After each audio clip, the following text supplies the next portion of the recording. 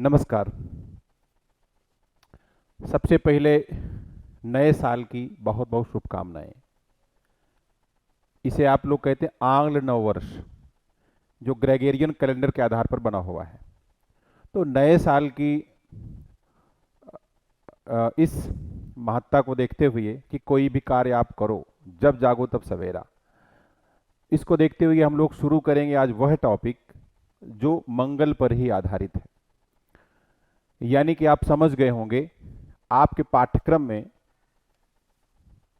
बाबा तुलसीदास का सिलेबस है सुंदर सॉरी सुंदरकांड,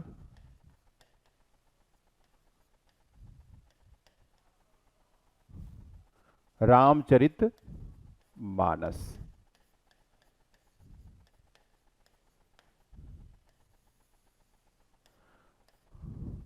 और तुलसीदास की ही एक और रचना आपके सिलेबस में है, उत्तरकांड, लेकिन यह है कवितावली, कवितावली से।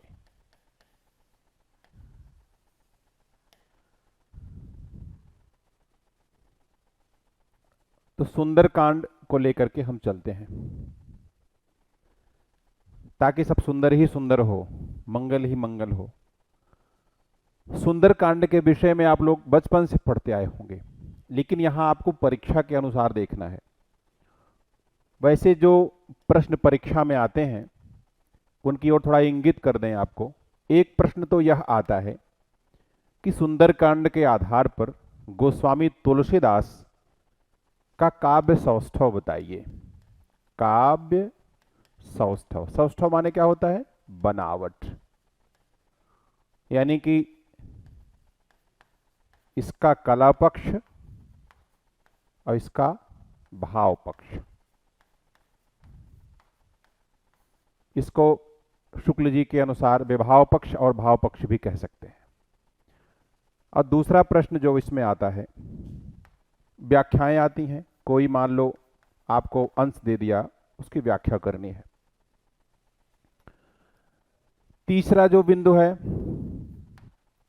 तुलसीदास के काव्य में जो समन्वय का स्वर दिखाई पड़ता है, समन्वय का स्वर, सबको एक साथ ले चलने के बाद, सबका साथ सबका विकास, सबका विश्वास, आप जानते होंगे। तो उन्होंने भी ऐसे ही किया है कि जब तुलसीदास जी थे तो हमारे देश में कई मतांतर थे। एक तो इस्लाम का आगमन हो गया था, और इस्लाम के आगमन के समय में यहाँ की जो मूल जाति थी, हिंदू जाति, हमारे सांस्कृतिक पहलू को ध्यान में रखें तो उस पर हमला हो रहा था, आक्रमण, तो लोगों में अविश्वास हो रहा था। तो ऐसी दशा में लोगों को मानसिक सहारा चाहिए था। ये सहारा कहां से मिलता? हारे को हरे नाम, भक्तिकाल का उदय हुआ। उसमें जब हम आपस में ही लड़ेंगे तो दूसरों का सामना कैसे करेंगे? तो उसमें क्या दिखाया गया? बाबा तुलसी ने शाक्त संप्रदाय, शैव, वैष्णव तीनों को एक कर दिया। शिव जी राम की पूजा करते हैं, है ना? उमा कहूं मैं अनुभव अपना, सत हरि भजन जगत सब सपना। यानी हरि यानी विष्णु, उनकी पूजा करो। या उमा राम स्वभाव जिम जाना, तिन्हि भजन तज भाव ना आना। जो राम का स्वभाव जान जाते हैं वो राम का ही भजन करते हैं। दूसरी ओर राम, शिवद्रोही ममदास कहावा, सो नहीं सो नर मुहि सपने हो नहीं भावा। यानी वो शिव की स्थापना करते हैं। रामेश्वरम तो आप जानते ही हैं, लंका प्रयाण के पहले। और बाकी लोग देव पूज पद कमल तुम्हारे, सुर नर मुनि सब हों सुखारे। यानी कि राम शिव की पूजा, शिव राम की पूजा, और सब शक्ति की पूजा, वो समन्वय का स्वर। तो एक प्रश्न यह आता है, तो ये तो आपको उत्तरकांड के संदर्भ में भी, सुंदरकांड के संदर्भ में भी पूछा जा सकता है, लेकिन यहां प्रश्न अलग है। प्रश्न यह है कि सुंदरकांड सुंदर क्यों है? आयोग की टेंडेंसी थोड़ा बदल रही है, थोड़ा क्रिएटिव क्वेश्चन कर लेता है। तो हम लोग इसी प्रश्न को आज सुलझाएंगे। सुंदरकांड को सुंदर क्यों कहा गया? क्यों कहा गया?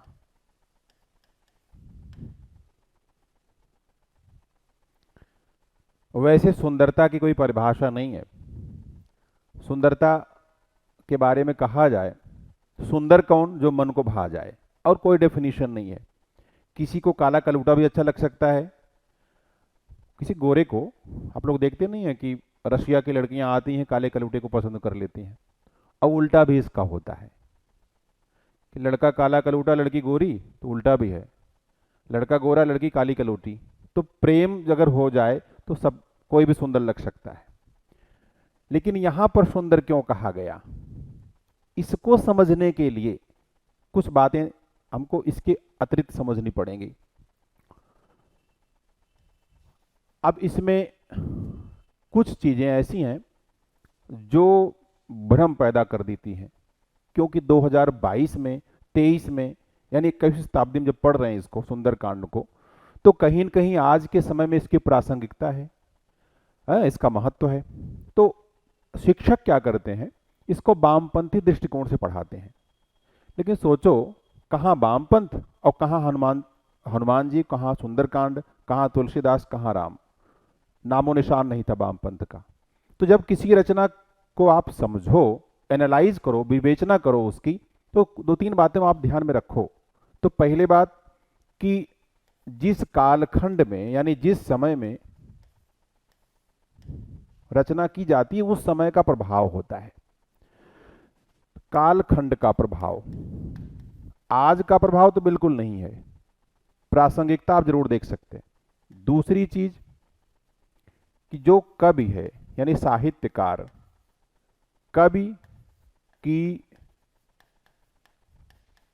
व्यक्तिगत अनुभूति, इस बात को लेकर कवि खुद में क्या समझता है, या आग्रह।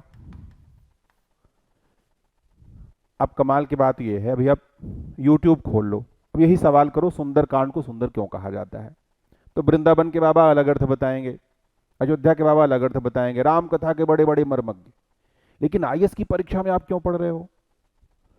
तो जैसे व्यक्तिगत आग्रह हमारे काम करते हैं व्याख्याकारों के, वैसे कवि ने स्वयं कुछ सोच करके लिखा होगा।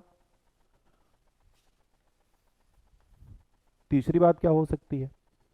तीसरी बात हो सकती है कि कथा की आधार भूमि, भाई जिस समय की कहानी है उस समय कैसे रहा होगा। भाई हम 2023 में 500 साल पहले तुलसी के समय लिखी हुई रामायण की उस कथा की चर्चा करते हैं जो हजारों साल पहले हो चुकी है। तो इसकी आधार भूमि क्या है?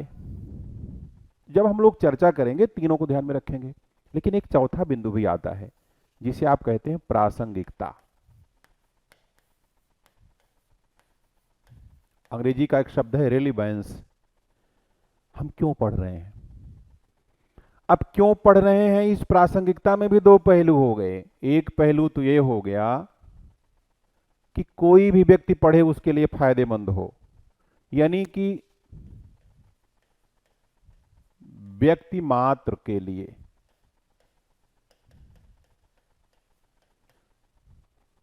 दूसरा, आईएएस के अभ्यर्थी के लिए।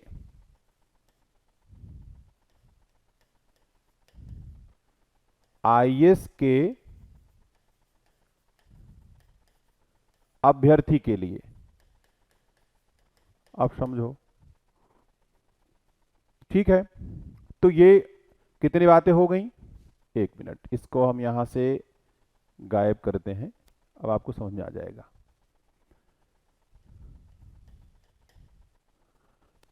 चलिए, पहला हुआ कालखंड का प्रभाव, दूसरा हुआ कवि की व्यक्तिगत अनुभूति, दो, तीसरा हुआ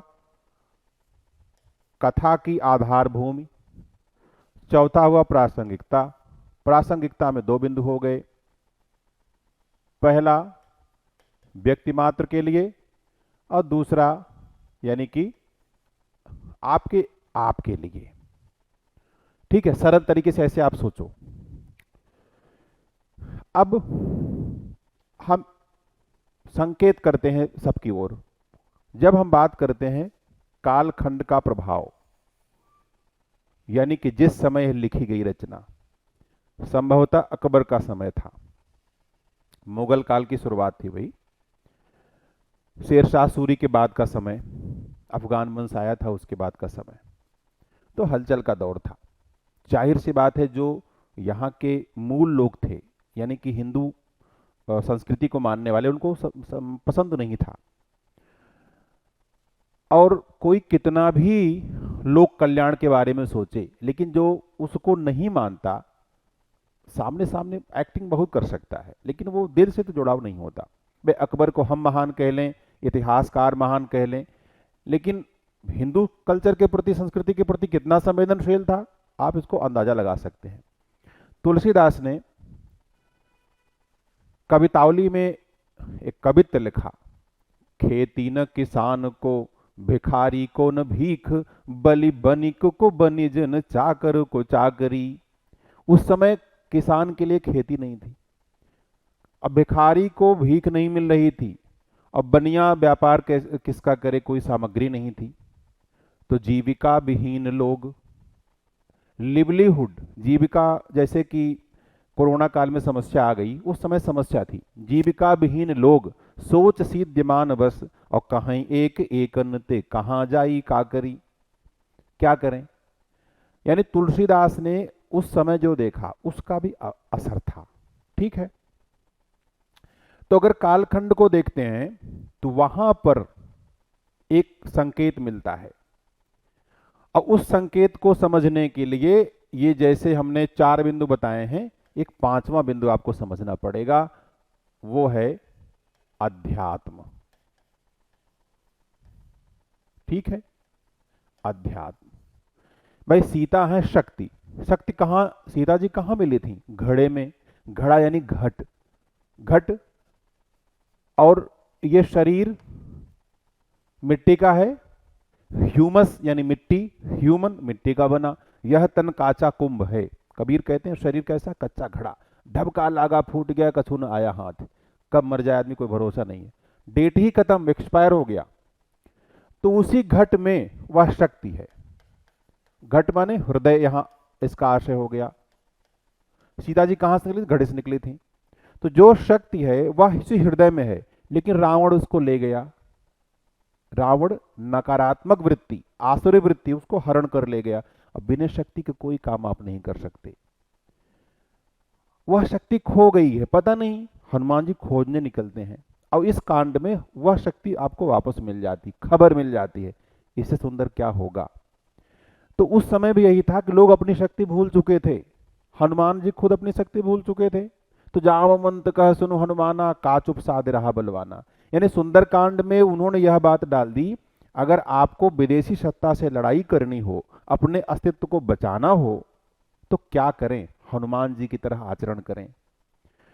तो यहां पर अध्यात्म भी है, व्यवहारिक संकेत भी है।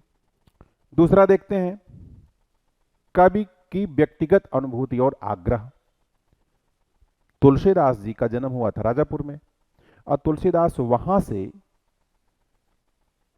जब शादी हुई, उनको वैराग्य हो गया, सुना होगा आपने, उनकी पत्नी ने कमेंट किया था, अस्थि चर्ममय देह ममतामय ऐसी प्रीति, ऐसी जो रघुनाथ में होत न तो भवभीति।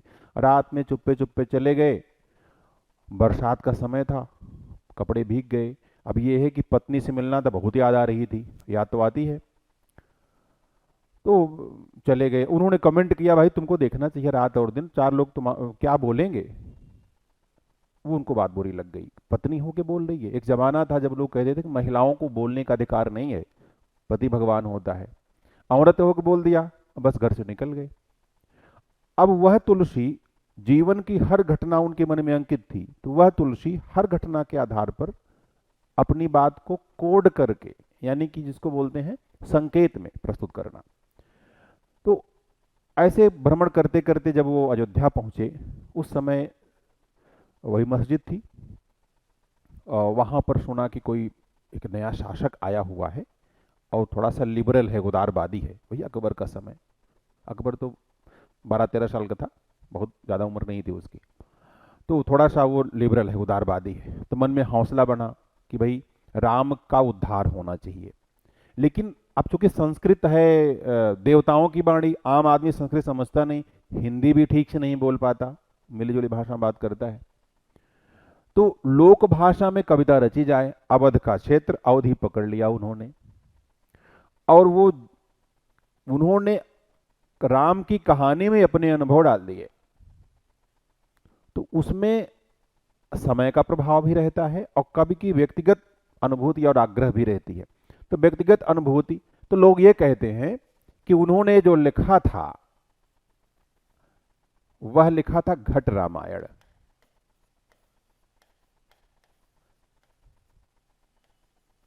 घट यानी हृदय। यह रामायण कहीं बाहर नहीं हुई है, शरीर के अंदर हुई है। लेकिन यह शरीर के अंदर हुई है, कैसे हम माने? तो उसमें लिखा उन्होंने, आपने सुना होगा एक आरती आती है ना, काग भुसुंडी गरुण के हिय की, आरत श्री रामायण जी की, काग भुसुंडी गरुण के ही की। काग भुसुंडी जो कौवा थे, बड़े ज्ञानी थे, और गरुण, इन लोगों ने जो रामायण पढ़ी या सुनी, उनके हृदय की कहानी थी, गरुण के हिय की। यही नहीं, वाल्मीकि नारद घट जोनी, वाल्मीकि नारद और घट जोनी यानी अगस्त्य, निज निज मुख ही कही निज होनी। उन्होंने जो कुछ लिखा वह अपना अनुभव लिखा, संसार की कहानी नहीं, निज होनी। तो कागभूषुंड गरुण के ही की, आरस श्री रामायण जी की, तो यह हृदय की कहानी है। तो उन्होंने लिखा घट रामायण, यानी हमारे अंदर ही राम भी हैं और रावण भी हैं।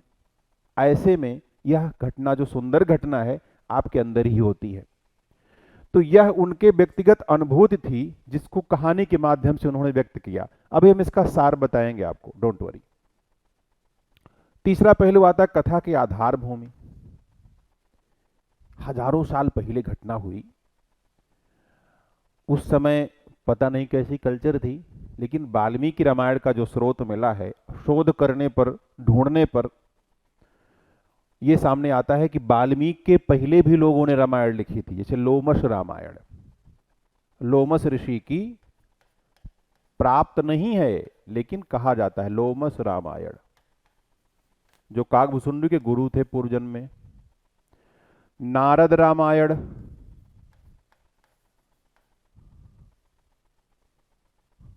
नारद रामायण और अगस्त्य रामायण, अगस्त्य रामायण। अब बताओ, तो ये कई रामायणें हो चुकी थी, कोई नई बात नहीं थी, लेकिन इतनी क्यों हो गई? अगर एक किताब में सही बात लिख दी जाए तो सॉरी, तो बार बार दूसरी किताब लिखने की आवश्यकता क्यों पड़ती है? क्योंकि अपने समय के हिसाब से कवि और साहित्यकार सॉरी, अपने विचार भी डाल देते हैं। तो कथा के आधारभूमि में जब हम लोग विचार करते हैं तो पता लगती है कि ये एक इकलौती कहानी है, पहली कहानी, जिसमें कि पूरे भारतवर्ष को एक कर दिया गया। उत्तर में हिमालय, मध्य भाग में किष्किंधा कांड आप देखो, मिडिल हिमालय, महाराष्ट्र वगैरह सब मिला लो आप, और दक्षिण में आप चले जाओ तो रामेश्वरम जहां है, धनुषकोडी, लंका तक। तो पूरे भारत को एक करने वाली पहली कहानी थी। ये अलग बात है कि एक फिल्म आई थी तानाजी द अनसंग वॉरियर, उसमें सैफ अली खान ने एक्टिंग की है। उन्होंने कहा कि समग्र भारत की पहली परिकल्पना अंग्रेजों ने की। हमने कहा देखो, इनको पता भी नहीं है तो इंटेंशन खराब है, या तो पता ही नहीं है। विष्णु धर्मोत्तर पुराण में आप पढ़ो, उत्तरम या समुद्रश्च हिमाद्रश्च दक्षिणम वर्षम तत् भारत नाम भारतीय तत्व संस्कृति, कि जिसके उत्तर में हिमालय हो, दक्षिण में समुद्र हो, वहां से वहां तक फैला हुआ वह भारतवर्ष है। विष्णु धर्मोत्तर पुराण में लिखा हुआ है।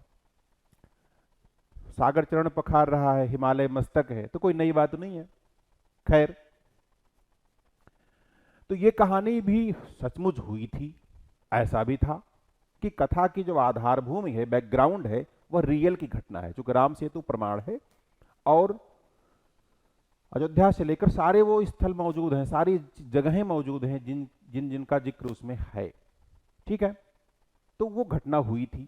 अच्छा, ये घटना मान लो हम मान लेते हैं नहीं है, आजकल यहाँ के वामपंथी लोग कहते हैं कि भाई ये हुआ ही नहीं था, तो 350 से लेके 400 रामायणें हैं इंडोनेशिया में, इंडोनेशियाई रामायण, तोरवे रामायण बोलते हैं, जावा में, सुमात्रा में, है ना, कंबोडिया में, वियतनाम में, यही नहीं भारत में भी, तेलुगु में,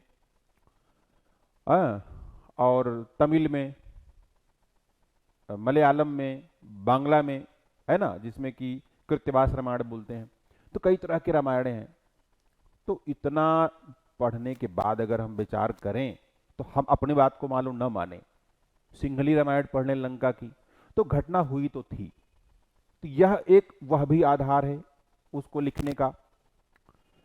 ठीक है कि भाई सीता जी का जो हरण हुआ, तो सीता जी केवल एक स्त्री नहीं थी, स्त्री का प्रतीक थी, नहीं तो हनुमान जी क्यों मदद करते, कहते दूसरी शादी कर लीजिएगा, लड़की कमी थोड़ी है। लेकिन ऐसे प्रेमी थे भगवान राम की पत्नी के लिए समुद्र पर पुल बना दिए। समुद्र पर पुल बनाना, न क्रेन थी न इतने सुविधाएं थी, घटना हुई थी और वह घटना संकेतात्मक थी। राम को लंका में क्या रखा था, कोई खेतबाड़ी थी नहीं, वापस ही आना था, सिर्फ सीता के सम्मान की रक्षा करने के लिए गए। तो एक यह भी इसका वेश है। फिर आते हैं प्रासंगिकता, यह आज प्रासंगिक है कि नहीं। अब इसको आप ध्यान से सुनना, प्रासंगिकता का जो विषय है,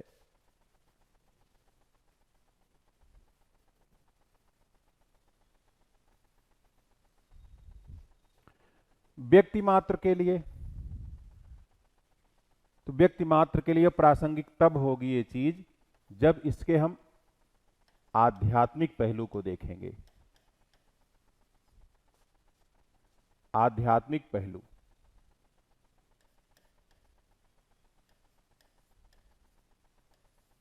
मंगलवार आता है तो मंदिरों में शुरू हो जाता है सुंदरकांड। तो ये तो अंदर की कहानी है। दूसरी ऐतिहासिक पहलू में अगर देखा जाए, चलिए इसको हम कनेक्ट करते हैं आपके दूसरे, कि आप जो आईएएस एस्पिरेंट हैं इनके लिए ये क्या प्रासंगिक है कि नहीं।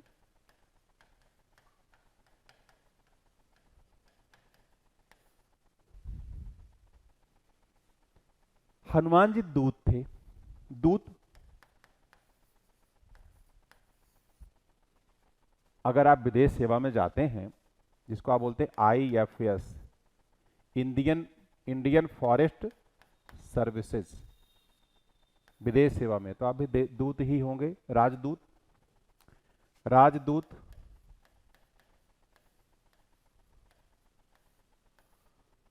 रावण तो नहीं मान रहा था, चुप्पे से आने वाला आदमी दूत होगा, लेकिन उन्होंने कहा था विभीषण ने, नीति विरोध न मारिय दूता।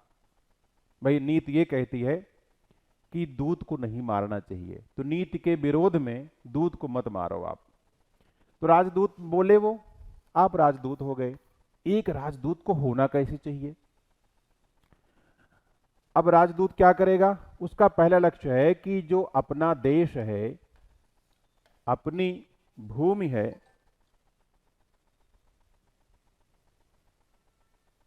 एक सेकेंड, अपनी जो भूमि है, अपनी भूमि यानी मातृभूमि, या जो इसको आप राष्ट्र कह लीजिए,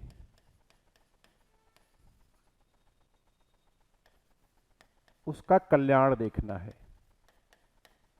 अच्छा, मान लीजिए आदमी थोड़ा सा कमजोर हो, पैसे का लालची हो, तो पता लगा कि जिसके पास गया है वो, वह आदमी पैसे की लालच दे करके, थोड़ा सा अट्रैक्ट करके, घूस दे करके, है ब्राइब आप बोलते हैं अंग्रेजी में, अपने तरफ मिला ले, तब इतना कमजोर अगर दूत है तब तो काम हो चुका। फिर तो दूत कैसे हो, है ना, इसको साफ लिखते हैं।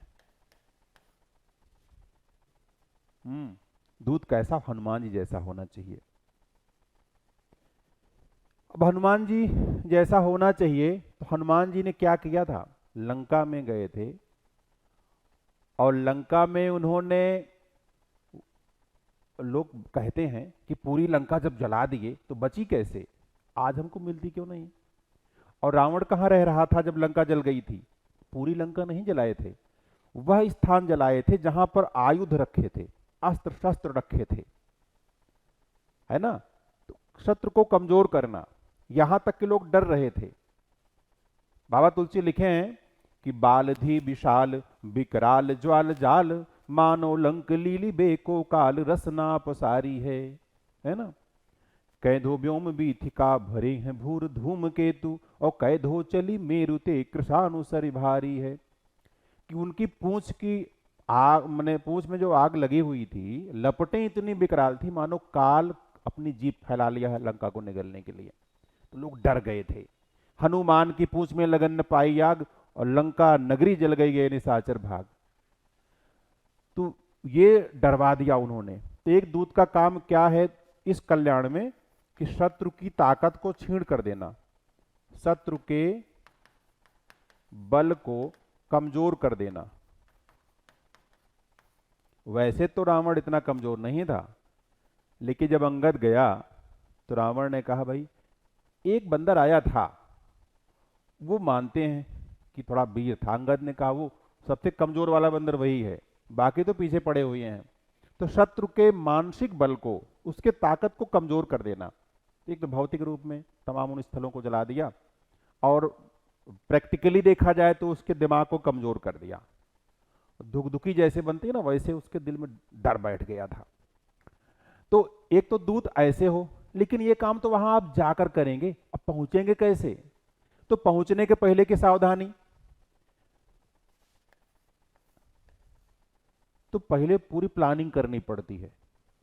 पहले तो हिम्मत ही नहीं हो रही थी, लोग डर जाते हैं। तो जामवंत जी ने कहा, जामवंत का सुन हनुमाना, का चुप साधे रहा बलवाना।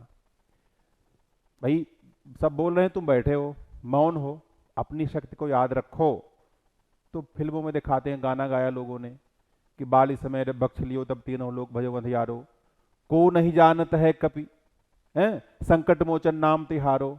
कौन नहीं जानता, तो फिर तुरते भयो पर्वताकारा, जिम अमोघ रघुपति कर बाना, ते ही वहां चले हनुमाना, चल पड़े। लेकिन यहां कमाल की बात है, अमोघ क्यों लिखा, कि राम का बाण जब जाता है वापस कभी नहीं आता। एक दूत को कैसे होना चाहिए, अब देखो, पहले उनको मिलता है कौन, इसको मिटा दें, चलिए मिटा के आगे बढ़ते हैं। सबसे पहले उनकी यात्रा होती है तो मिलता है समुद्र।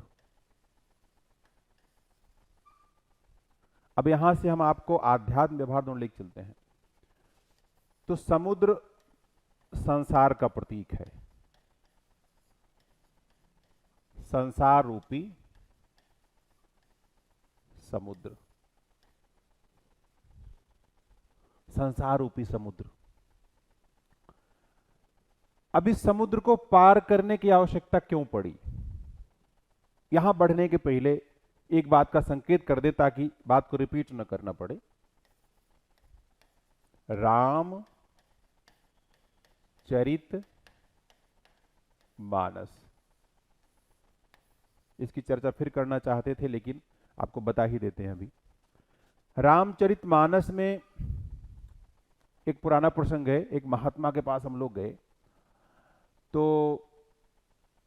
हमारे पिताजी बोले कि भाई बड़े जानकार है, फिर बोले भाई ऐसा है महाराज जी हमको समझ में नहीं आता रामचरित मानस।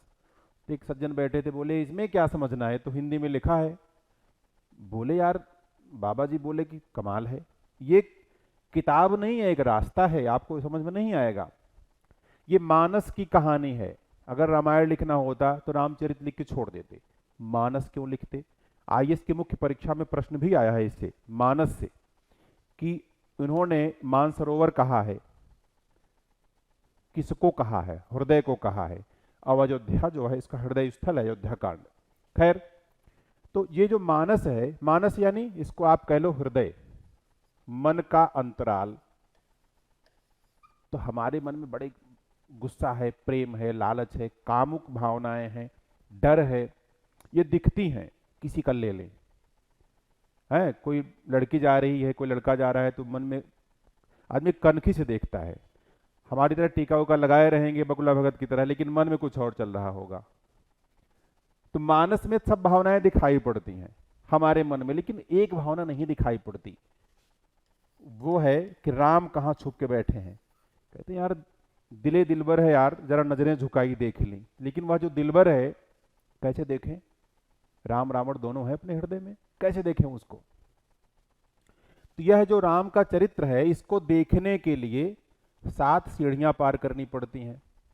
इसको बोलते हैं, बाबा तुलसी ने कहा, इसको यहीं से हम जोड़ देंगे, एहिमह रुचिर सप्त सोपाना। सोपान माने सीढ़ी। इस यात्रा में 7 सीढ़ियां मिलेंगी और हर सीढ़ी पर एक घटना होगी। भाई आपको पहली सीढ़ी पे कुछ मिला, दूसरी तीसरी पे कुछ मिला। अब इसी घटना को हम क्या कहते हैं? कांड। ये किताब में आपको लिखा हुआ नहीं मिलेगा, ये हमारी अपनी विवेचना है। तो इस प्रकार से इस 7 सीढ़ियां हैं, हर सीढ़ी पर एक घटना होगी, कांड बोलते हैं। तो पहला कांड है बाल कांड। तो जब कोई भी काम हम शुरू करते हैं तो पहले वह काम अपने प्रारंभिक दशा में होता है। मान लो राम का नाम लेना शुरू किए, तो राम का नाम क्या है? बच्चा है। लेकिन यह बच्चा बड़ा कैसे होगा? अगर आपको पता लग गया कि हमको यही करना चाहिए, भाई नया साल है, आप लोग विचार करते ना क्या करें, आपने तय कर लिया हमको यही करना चाहिए, तो ये करना चाहिए तय कर लिया आपने, तो दूसरा कांड आ गया, अयोध्या कांड। आपके मन में जो युद्ध चल रहा था, हलचल, वो खत्म हो गया, अयोध्या युद्ध खत्म हो गया, हलचल खत्म, अयोध्या कांड।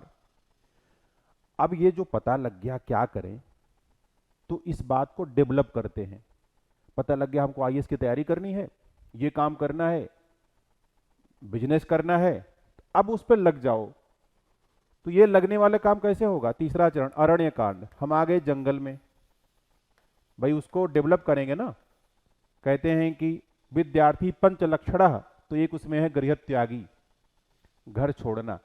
मौसी को मामी को पता लगा, लो आप याद करोगे, तो पढ़ाई कैसे होगी? गृह त्यागी, सब छोड़ के जंगल में चले आए। ठीक है,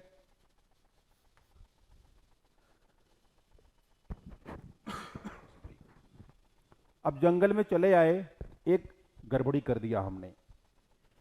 जब घर से आए थे तो सुख सुविधा छोड़ के आए थे, और सीता जी ने भी सुख सुविधा छोड़ी थी, राम के लिए जनकपुरी छोड़ दी। मामूली वैभव था वहां पे, बड़ी सुविधा थी, छोड़ दिया। जब उन्होंने देखा भगवान राम को तो बड़ी परेशान हो गए, हमको यही पाना है। एक आदमी बढ़िया स्टार लगाया, अशोक चक्र जा रहा है, हमको भी आईपीएस ही बनना है, मन में आ गया।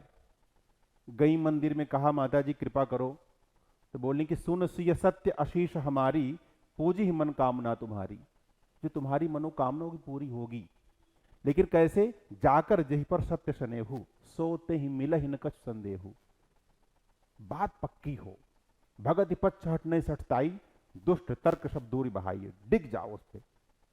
तो सीता जी ने बैठा लिया कि भाई हम राम के हो गए, मन से बांध लिया उन्होंने। तो आपके साथ भी यही घटना होती है, लेकिन ये बाल कांड में ही हुई थी। तो सीता जी ने राम के लिए जनकपुर की सुख सुविधाओं का मोह छोड़ दिया और कहां आ गई? अयोध्या आ गई। अयोध्या में भी बड़ी सुख सुविधा थी, भाई सम्राट की पत्नी थी, बड़े युवराज की पत्नी।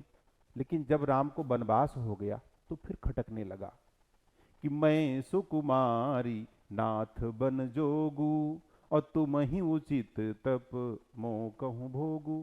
कि भाई आप जंगल चले जाओगे, हम यहां बैठे समोसा खाएंगे? हम भी चलेंगे।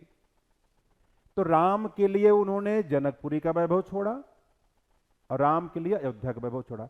लेकिन अरण्य कांड में जब पहुंची तो सोने के मृग से प्रेम हो गया। सोने के मृग से प्रेम। तो आईएएस एस्पिरेंट आंटी जी को, अंकल जी को छोड़कर तो आया, और यहां पर एक जानू मिल गई, सोने के मृग से प्रेम हो गया। जिसको छोड़कर आया था सुख सुविधा, यहां जानू मिल गई तो रावण हर ले जाएगा। सोने का मृग होता नहीं, ये राम को भी पता था, सीता को भी पता था, लेकिन जब भटकाव आता है ना पता नहीं लगता। तो सोने के मृग से जब प्रेम हो गया तो रावण हर ले जाएगा, तो अरण्य कांड में दुर्घटना हो जाती है, सीता जी की चोरी हो गई। हालांकि जंगल में तपस्या करने आई थी, लेकिन सोने के मृग से प्रेम हो गया। लक्ष्मण ने कहा बचाएं, तो यहां लक्ष्मण मिले, मिले क्या, साथ ही थे। लक्ष्मण का मतलब होता है लक्षण, लक्षण, लक्षण माने हमारी विशेषताएं, विशेषताएं माने अच्छे गुण। अच्छे गुण रोकते हैं। लक्ष्मण जी ने कहा भाभी गलती मत करो, अरे राम को कोई दिक्कत हो सकती है, जाके डरते काल डराई, जिसके डर से तो काल भी डरता है, उनको कुछ होगा। तो सीता जी ने कमेंट मारा कि मरम वचन सीता जब बोली, हरि प्रेरित लक्ष्मण मत डोली, कि तुम्हारी नीयत खराब हो गई अकेले देख करके। अब चूंकि माता मानते थे, तात तुम्हार मात बैदेही, बड़ी भाभी मां के समान, बोल दी मरम वचन। तो लक्ष्मण जी ने कहा भाई होनी तो होकर ही रहेगी, मूरख हृदय न चेत और जव गुर मिले बिरंच सम। तो यहां पर हमारे सारी विशेषताएं अच्छे गुण भी काम नहीं आते हैं जब सोने के मृग से प्रेम हो जाता है। तो गुरु जी कहेंगे बेटा पढ़ लो प्रेम फिर कर लेना, समझ में नहीं आएगा, रात धीरे से व्हाट्सएप खोलेंगे अपना, ठीक है। तो उसका परिणाम क्या होता, रावण लेके चला जाता है। तो रावण जब लेके जाता है तो जरूरत पड़ जाती है किष्किंधा कांड की। किष्किंधा कांड, किष्किंधा कांड में सीता को ढूंढते हैं, पता लगा वो किसी और के साथ गया, जिसके फेर में आप पड़े थे तो चला गया फिर। अब पछताए क्या हो, चिड़िया चुग गई खेत। अब राम तो बन बन ढूंढ रहे हैं, पत्थर से भी पूछ रहे हैं कि भाई सीता से वापस मिला दीजिए। हे खगमृग हे मधुकर श्रेणी, तुम देखी सीता मृग नैनी। तो वह शक्ति जो घड़े से मिली थी, हमारे घड़ा कहाँ है, शरीर, इसी के अंदर यहीं से मिली थी, फिर यहीं खो गई। अब जब तक इस वापस नहीं ढूंढ लेंगे तब तक हमारा काम नहीं होगा। तो सबसे सुंदर घटना क्या होगी, इसको वापस ढूंढ लें, इसका पता लग जाए। तो किष्किंधा कांड ढूंढते हैं, तो ढूंढते हैं तो उनको कई लोग मिलते हैं, खास करके 3 लोग, सुग्रीव, हनुमान और जामवंत। अब शबरी माता का उपदेश वगैरह है, लेकिन उसमें हम नहीं जा रहे हैं, आपके काम की चीज केवल बता रहे हैं बस। सुग्रीव, ये कौन है, सुग्रीव है सुरति, यानी लगन, कहते हैं ना सुरति लग गई, लगन। अपने काम में अगर लगन हमको लग जाएगी तब वो जो हमने गलती किया है तो टाइम लगेगा, लेकिन कोई बात नहीं, रास्ते पे आप आ जाओगे। लगन तुमसे लगा बैठे युद्ध होगा देखा जाएगा, तो लगन ए सुरति। लेकिन सुग्रीव कहते हैं कि भाई साहब माफ करिएगा, पहली मदद हमारी आप खुद करिए, हम खुद परेशान हैं। अच्छा राम भी कमाल के थे, अगर उनको भगवान न बनना होता तो बाली का हेल्प लेते, उसका जो भाई था बाली तो इतना कलाकार था कि कहते रावण को अपने यहां कांख में दबा के 6 महीना घूमता रहा। अब बाद में उसने कहा कि भगवान राम आप तो भगवान हैं, इतना दिमाग आपके पास नहीं था, अरे मुझे आप कह दिए होते, सीता जी बिल्कुल 24 आवर में आपके पास आ जाती। लेकिन राम कैसे कहें, तो राम ने एक आदर्श की बात बताई, अनुज बधु भगनी सुत नारी, सुन सठ कन्या सम ये चारी, इन्हें कुदृष्ट बिलो कई जोई, ताय बदे कुछ पाप न होई। गलत आदमी का साथ मुझे नहीं लेना, परेशान भले हो जाएं। गांधी जी की तरह बोल दिए वो भी। गांधी जी बोलते साधन बड़ा पवित्र होना चाहिए, तो अपवित्र साधन का इस्तेमाल कैसे कर लें। तो उन्होंने सुग्रीव की हेल्प ली, और सुग्रीव कहा मुझे पहले हेल्प हमको चाहिए। तो जो लगन है वह क्लियर नहीं है, संकल्प कैसे पूरा हो। तो पहले सुग्रीव की मदद किया उन्होंने। तो सुग्रीव की मदद करने के लिए क्या करना था, बाली का वध करना था। बाली का वध, ये बलि नहीं बल्कि बाली है, बाली का वध, बाली का वध करना था। बाली कौन है, जो सुग्रीव के रास्ते का कांटा है। तो हमारी लगन को जो बांधता है वो कौन है, हमारे पुराने कर्म है ना। कहते हैं बोया पेड़ बबूल का आम कहाँ से खाए। अब वो चला गया था बेचारा मैदानों को मारने के लिए, और ये आए गद्दी पे बैठ गए। अब भौजाई उजाई सब इनकी सेवा करने लगी। वापस जब आया कहा देखो बड़ा खुराफाती निकला है, तो भाई के नाम पे कलंक है, कब्जा कर लिया। और खुन्नस उसको छा गई। तो पहले तो गलती कर दी जाने अनजाने में, हालांकि इनकी नीयत उतनी नहीं थी। तो वो जो गलती किए हैं उसको बोलते हैं कर्म। कर्म का फल प्रारब्ध मिलता है। तो अगर प्रारब्ध कट जाए तो सुग्रीव क्लियर, लगन हमारी क्लियर, तो बाली का वध कर देते हैं। वो बाली जो है ये इनके पुराने कर्मों का फल, बाली कर्म का प्रतीक, पुराना कर्म, इसको काट दिए। अब सुग्रीव क्लियर। अब सुग्रीव ने कहा भाई ठीक है 4 महीना बरसात बीत जाए और उसके बाद तो हम लोग चलेंगे बढ़िया, बरसात का टाइम है, जानते हैं जानवर वगैरह खूब फैल जाते हैं, जंगल का मामला कहाँ कहाँ ढूंढेंगे। तो वही राम तो धैर्यवान थे, थोड़ा वेट कर लो भाई, वेट कर लो, शुभ काम के लिए इंतजार करना पड़ता है। अब बरसात होने लगी, घन घमंड नभ गरजत घोरा, पियाहीन डरपत मन मोरा। जब बादल गरजे कहा देखो साले को हमको डरा रहा है। और जब इसकी ये हालत है, सीता जी क्या हालत होगी, वहां भी पानी बरस रहा होगा, उधर सीता जी का सीन सीरियल आप देखिए। तो मिला जुला के समय पार हो जाता है। अब हनुमान जी का एक नाम हनुमान जी का ले लो आप, क्योंकि आ गया सुंदरकांड। हनुमान,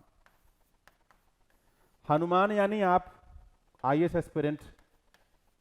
ये अगर आईएएस एस्पिरेंट हनुमान जैसा हो जाए, सीता जी की खबर भी मिल जाएगी और लंका जल भी जाएगी, और अंत में लोग उसकी पूजा भी करेंगे, बढ़िया शादी भी होगी दहेज लेके। तो कैसे होगा? तो यही है सुंदरकांड। किष्किंधा कांड के बाद सुंदरकांड। सुंदरकांड यानी कि शक्ति का पता लग जाता है। तो पहला, दूसरा, तीसरा और चौथा।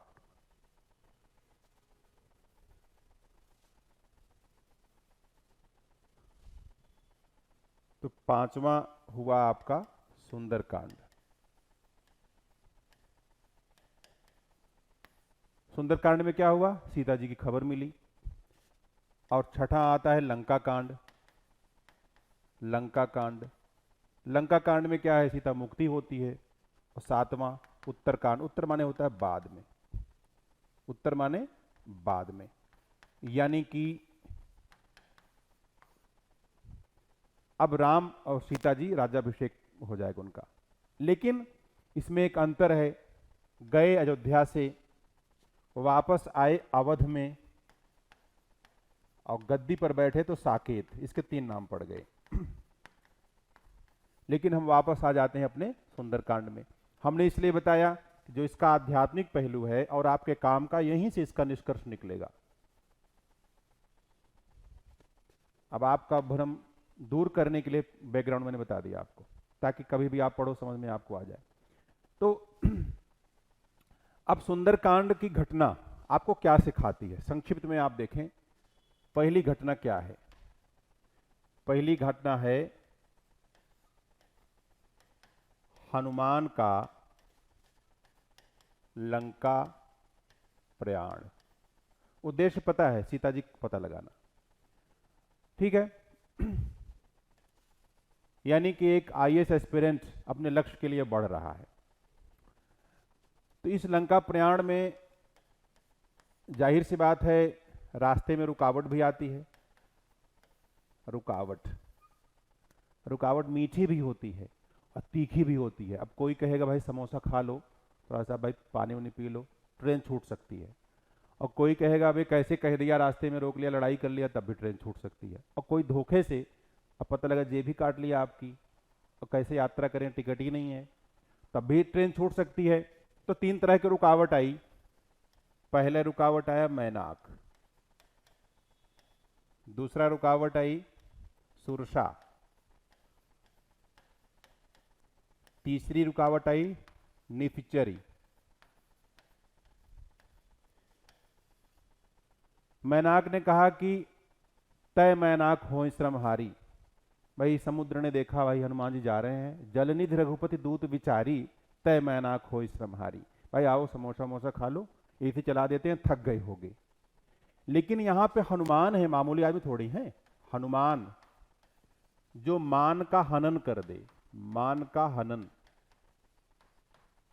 मान का हनन कर दे वो हनुमान, यानी वैराग्य। एक आईएएस अधिकारी जो है बैरागी होता है। सिविल सर्विसेज कोड में, सिविल सर्विस कोड में लिखा हुआ है, जो कई उसके प्रावधान हैं, उसमें एक ये भी है कि कभी व्यक्तिगत लाभ के लिए पद का दुरुपयोग न करे। ठीक है, उसका अपना कुछ नहीं है। भाई रात 12 बज रहा है, आपको फोन आ गया कि भाई जहरीली शराब पीने से लोग मर गए, जाना है तो जाना है आपको, तो उसका अपना खुद का कोई मान नहीं है। मान को आप वैल्यू भी कह लेते हैं ना। आप जिस पद पर हो उसी का निर्वहन करना है। तो मैना कहते हैं श्रमहारी, थकावट दूर कर लो। तो कहते भाई धन्यवाद, आपने इतना कहा, बहुत बहुत धन्यवाद। हनुमान ते ही परसा, उनको टच कर लिए, छू दिए, भाई ठीक है धन्यवाद। हनुमान ते ही परसा, पुण्य मन कीन प्रणाम, प्रणाम कहने का भी टाइम नहीं था, मन ही क्यों कर लिया। और राम काज की नहीं मिला, मोह कहां विश्राम। अपने लक्ष्य को अगर ध्यान में आप रखोगे, राम उनके लक्ष्य थे, राम का कार्य सीता की खोज करना, तो नहीं रुके। दूसरा सुरसा आई, ये पॉजिटिव निगेटिव बाधा। वो तो मीठे स्वर में बैठा लिए थे, ये क्या करती है, सुरसा नाम अहिनी कई माता। अहि माने होता है सांप, अहि माने क्या होता है, सांप। और सांप जो है शंका का प्रतीक है, शंका, हमारा काम होगा कि नहीं होगा, यह बात भी रोक देती है। 2 महीना आईएएस की तैयारी की है, पता लगा तब तक फार्म आ गया एसएससी का, भारी वैकेंसी, उसको भर दिया जाए, शंका हो जाती काम हमारा होगा कि नहीं। तो आप कहते ना भाई, पड़ोसी जब टॉप कर सकता हम भी कर सकते हैं। जस जस सुरसा बदन बढ़ावा, ताहो दून का रूप दिखावा। अंत में हौसला टूटने लगता है। वो जब आपको ये लगता है कि भाई डैडी कह रहे हैं कि फार्म भर दो, या पहले सिक्योर हो जाओ उसके बाद करना, तो अति लघु रूप पवन सूत लेना, भैया तुम ही बड़े हो, बदन पैठ पुण्य बाहर आवा। वो कहते हैं करना तो हमको वही है जो हमने ठान रखा है, बस इनको ये डिस्टर्ब ना करें हमको। फार्म भर देते हैं, पता लगा 4 साल वैकेंसी लटक गई, कोई नुकसान भी नहीं हुआ। तो अहि माने शंका, अहिनी कहे माता, हमारी सोसाइटी रोक लेती है। तो रोक लेती है, भाई सुरसा ने रोका, तो कहें भाई डोंट वरी, ये भी काम कर देंगे, थोड़ा साल भर का मौका दे दो। साल भर मौका दे दो। सीता कई सुधि प्रभु सुनावो, तब तो बदन पैठियों आई। सत्य कहूं मुझे जान दे माई, कि जब तक मौका है काम कर लें। पहले खबर उनकी ले आए, राम काज कर फिर मैं आऊं, फिर यानी वापस। और सीता कई सुधि प्रभु सुनावो, तब तो बदन पैठियों। का फालतू बात नहीं, तुम खुद खा लेना है। का कोई बात नहीं, तुम ही बड़े हो। तो अति लघु रूप, लघु रूप माने क्या होता है, विनम्र हो जाना। बदन पैठ पुन बाहर आवा, भाई चलो बागी विदा ताय सुनावा। देखा बड़े चतुर हो, ठीक है, आशीर्वाद दिया, जाओ काम कर लेना। तो वो गए। फिर तीसरी निश्चरी। अब निश्चरी कहीं रहती नहीं है, हृदय में रहती है, हृदय में। निश्चरी माने क्या है, राक्षसी, निश यानी रात्र। तो हमारे दिल में अगर कोई निगेटिव चीज है और वही गड़बड़ कर देती है। लोग कहते हैं भाई प्रेम प्रसंगों से, हम लड़की और लड़का नहीं बोलेंगे, जो कोई देख सकता है हमारी क्लास को, नहीं तो कहते हैं भाई 2 चीज से बचे रहना, मदिरा से और लड़की से, या प्रेम से और शराब से। पता लगा बड़े अच्छे आदमी तैयारी किए हैं और कोई 2 घूंट पिला दिया, अब बेहोश हो गए। सब कुछ अच्छा होने के बावजूद निगेटिव हो गया। तो क्योंकि हमारे अंदर एक बुराई अगर है, बुद्ध कहते हैं नथ नथ दोष समो कली, कली यानी मैल, कलयुग मैल का युग। तो एक भी गलती अगर हम करते हैं, वही सबको लेकर डूब जाती है। तो एक भी गलती अगर हमने की तो इतने से क्या होता है। आईएएस मेंस की 2007 की परीक्षा में एक निबंध आया था, attitude makes habit, habit makes character, character makes man. Attitude यानी कि अभिवृत्ति हिंदी में बोलते हैं, नजरिया। आपने सोचा 2 घूंट से क्या होता है, तो 2 घूंट से क्या होता है, ये क्या है, आपका एटीट्यूड है। तो मेक्स हैबिट, अब बन गए पियक्कड़, है ना, आदत। तो नजरिए से क्या बनती है? आदत। अच्छा, एक घूंट अगर आपने नहीं पिया होता तो आज एक बोतल न चढ़ाते, शुरुआत वहीं से हुई। अब लेकिन आपके साथी बदल गए। अब तक जैसे हम जैसे लोग रहते थे, भाई चलो दो चार अच्छी ज्ञान की बातें कर लें। अब आपके साथी कौन है? पियक्कड़। अरे सर, थोड़ा सा हो जाए, आपका बर्थडे है। तो एटीट्यूड मेक्स हैबिट और मेक्स करेक्टर। आपका चरित्र बनता है, चरित्र। अब आपको लोग क्या कहते हैं? भाई हट जा यार, वो पियक्कड़ आ रहा है, इसे बच के रहना। कुछ मांगने आ रहा होगा अपना तो पीक खत्म कर दिया। और करेक्टर मेक्स मैन, यानी कि हमारा व्यक्तित्व बनता है उससे, व्यक्ति का निर्माण होता है, अलग छवि बन गई उसकी। पता लगा कि शादी देखने वाले लोग आ रहे थे और वहीं पी के पड़ा था रास्ते में, वहीं से वापस चले गए। Character makes man. तो ये जो हमारी एटीट्यूड है, यही पॉजिटिव निगेटिव दोनों होता है। तो वह निश्चरी कहां बैठी है? हमारे दिल में बैठी है। सारा मेहनत बेकार। तो कहां रहती है? गगन में।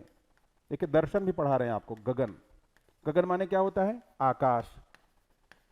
तो चित्त रूपी आकाश। चित्त कहां है? अंदर है। चित्त रूपी आकाश सूक्ष्म होती है। तो निश्चर एक गगन महु रहाई, कब करी माया नभ के खग गहई। जीव जन तुझे गगन उड़ाही, जल बिलोक तिनको परछाही। गहई छां सकसो न उड़ाई, एह विधि सकल गगन चर खाई। वो क्या करती थी? आसमान में कोई जो है, आसमान में रहती थी और परछाई देखती थी पानी में। भाई कोई आदमी उसमें जीव जाता था, ऊपर परछाई देख कर क्यों क्या करती थी? आसमान में कोई परछाई मतलब कोई जीव जाता था तो पानी में फोटो छप जाती है, शेड, छाया। तो उसको देख करके ना इमेज को वो ग्रस लेती थी, जिसे अजगर खींच लेता है। और सकसो न उड़ाई, वह पक्षी उड़ नहीं पाता था, खा लेती थी। तो सोई छल हनुमान सन कीन्हा। हनुमान को देखा मोटा ताजा, आज बढ़िया प्रोटीन मिलेगा, एक हफ्ते चलेगा। लेकिन ता ही कपट कप तुरंत ही चीन्हा। हनुमान जी ने तुरंत चीन लिया उसके कपट को। कहा अच्छा बेटा, तो वो ताही मार मारो सुतवीरा, बारिध पार गयो मत धीरा। उसको मार दिए, गदा से उसको फोड़ दिए। तो यह हमारे अंदर की इच्छा हमको छल पैदा करती है। तो अपने गदा से, गदा माने क्या होता है? संकल्प, अपना नियम, यम, यम माने नियम, यम रूपी गदा फोड़ के बाहर आ गए। अब समुद्र पार करने का यह तरीका है। ठीक है, अब पूरा सुंदरकांड नहीं पढ़ाना है, सब संकेत इसी में था कि लंका में पहुंचने में इतनी बाधा होती है। तो अगर आप इतने दृढ़ हो तब जाकर के सुंदरकांड समझ पाओगे। अब वहां पहुंच गए, कहां पहुंच गए? लंका में। तो तीसरा काम क्या है? लंका में प्रवेश। बाकी चर्चा हम लोग बैच में करेंगे। लंका में प्रवेश। सीता का पता लगाने के लिए पहले घुसना पड़ेगा। अब जो सावधानी वो कर रहे थे शुरू से, अब फेल हो गए वो लंका प्रवेश करते ही। तो लंका प्रवेश सुमिर नर हरि। सुमिर नर हरि। मसक समान रूप कपिधरी। मसक समान, मसक समान रूप। कितने छोटे बन गए? जैसे मच्छर। वाल्मीकि ने लिखा बिल्ला बन गए थे, मारजार। तो मसक मतलब इतने छोटे हो जाना ताकि कोई पहचान न पावे। भाई आम आदमी पार्टी की टोपी लगा के घुस गए उसी उनके पार्टी में, कहीं उनको क्या पता किस पार्टी के आप हो, है ना? तो मसक समान, इतने छोटे बन जाओ कोई पहचान न पावे, धीरे धीरे इसे निकल जाओ, पैर के नीचे से पतन लगे। लेकिन वो एक ये मान लो ये काम तो ठीक किए थे भाई, कहीं आपको प्रवेश करना है उसी जैसा भेष वैसा भेष। दूसरी गलती बहुत कर दिए, सुमिर नर हरि। अब तक याद किसको किए? राम को। जिम यमोग रघुपति करवाना, वहां तो राम। राम काज की नहीं बिना मोहि कहां विश्राम राम। अब फिर दूसरे नंबर पे राम काज कर फिर मैं आऊं राम। निश्चरी का मस्तक तोड़े राम। लेकिन यहां पर किसका स्मरण किया? नरहरि का। नरहरि वहां का था लोक देवता। अब इसमें बड़ा लोगों को भ्रम है, कोई कहता है कि ये राम को ही कहा गया है, माया मनुष्यम हरिम, है ना? लेकिन कुछ आलोचक कहते हैं नरहरि वहां का देवता था, वो हर नरहर भी हो सकता है, यानी शिव जी। तो जैसे ही अपने इष्ट को छोड़े, एसएससी फार्म भरे, तो वो नाम लंकिनी एक निश्चरी, एक लंकिनी थी, उसने पकड़ लिया लंकिनी। तो लंकिनी कौन है? लंकिनी है लव धन अंकिनी। लव माने होता है लगन, जो हमारे समर्पण था, डेडिकेशन। अंकिनी माने क्या होता है? विक्षेप, डेविएशन या विचलन, है ना, विचलन। जो हम काम कर रहे थे उससे विचलित हो गए। बात करते थे तो अनुच्छेद अनुसूचियां बताते थे, अब गर्लफ्रेंड का मोबाइल नंबर बताते हैं कि कौन सा मैसेज आया था, होता नहीं है। तो जैसे ही हमारे अंदर जो चिंतन चल रहा था वो बदल गया, सुमिर नरहरि, तो इस ताल में याद किए कि उधर के वाले समझेंगे हमारी पार्टी का है। तो ठीक है, 5-6 मिनट तो हम हमारी पार्टी के हैं तो भाई एक्सेप्ट कर लेंगे। लेकिन वहीं गड़बड़ी हुई, लंकिनी ने पकड़ लिया। अब लंकिनी को मुट्ठी मारे, संकल्प लिया, प्रवेश कर गए। अब सीता की खबर कैसे लगती है? वो पहले ढूंढते हैं, विभीषण जी की सहायता लेते हैं और फिर सीता की खबर मिलती है और लंका को जलाते हैं। तो एक दूत को ऐसे होना चाहिए, तब वहां जाके सरवाइव करके वापस आएगा। तो सुंदर कांड को सुंदर कहने के पीछे अब इसमें 2-3 बिंदु हैं जहां से हम लोग बात को विराम देंगे। पहला बिंदु है कि वहां सीता की खोज होती है, सीता की खोज। जो शक्ति खो गई है, सारी काम शक्ति से आप करते हैं, तो सबसे सुंदर क्या है? अपनी ताकत हमको पता लग जाए। जिसके पास ताकत नहीं, कोई कीमत नहीं करता। कलाम जी से पूछा गया, उन्होंने कहा कि भाई मिसाइल इसलिए बना रहे हैं किसी को नुकसान करने के लिए नहीं, क्योंकि सम्मान तभी मिलेगा जब शक्ति हमारे पास रहेगी। तो सबसे शुभ क्या है? शक्ति की खोज। दूसरा कहते लंका में 3 तरह के पर्वत थे। एक था, उसको बोलते त्रिकुटांचल बोलते थे, त्रिकुटांचल। एक था सुबेल पर्वत, और दूसरा था नील पर्वत, और तीसरा था सुंदर पर्वत, है ना। तो सुबेल पर्वत, यहां पर जो है लड़ाई हुई थी सुबेल पर्वत पे, और नील पर्वत पे राक्षस लोग रहते थे, और सुंदर पर्वत वह था जिसके छांव में सीता जी थी। कुछ लोग ऐसे भी कहते हैं कि सीता जी जहां थी वहां घटना हुई, इसलिए सुंदरकांड है। लेकिन यह मान्य नहीं है। सीता की खोज सबसे सुंदर घटना, लेकिन इसमें एक चाहे तो एक बिंदु आप जोड़ सकते हैं। इसमें जो हनुमान जी का पुरुषार्थ दिखाई पड़ता है, हनुमान का पुरुषार्थ। तो एक साधक, एक उद्योगी, एक विद्यार्थी किस तरह से अपने पुरुषार्थ से खुद को जीतता हुआ, खुद की कठिनाइयों पर विजय प्राप्त करता हुआ अपनी शक्ति को फिर से प्राप्त करता है, उसकी खबर लगती है। इससे बड़ी सुंदर घटना क्या हो सकती है? क्योंकि जब तक हम पता नहीं लगाते कि क्या करना है, तब तक करेंगे क्या? तो लक्ष्य की पहचान, विजन की प्राप्ति और मिशन की पहचान, यह इसका संकेत है। और आशा है कि आपको ये बात समझ में आ गई होगी। हम लोग जो बैच में पढ़ेंगे तो बाकायदा इसके साहित्यिक पहलू को, सौष्ठव को समझेंगे। तो यहाँ पर हम लोग लेंगे विराम, और नया साल आपके लिए फिर से बहुत बहुत मंगलमय हो, अच्छा हो, इन्हीं शुभकामनाओं के साथ लेते हैं विराम। नमस्कार, जय हिंद।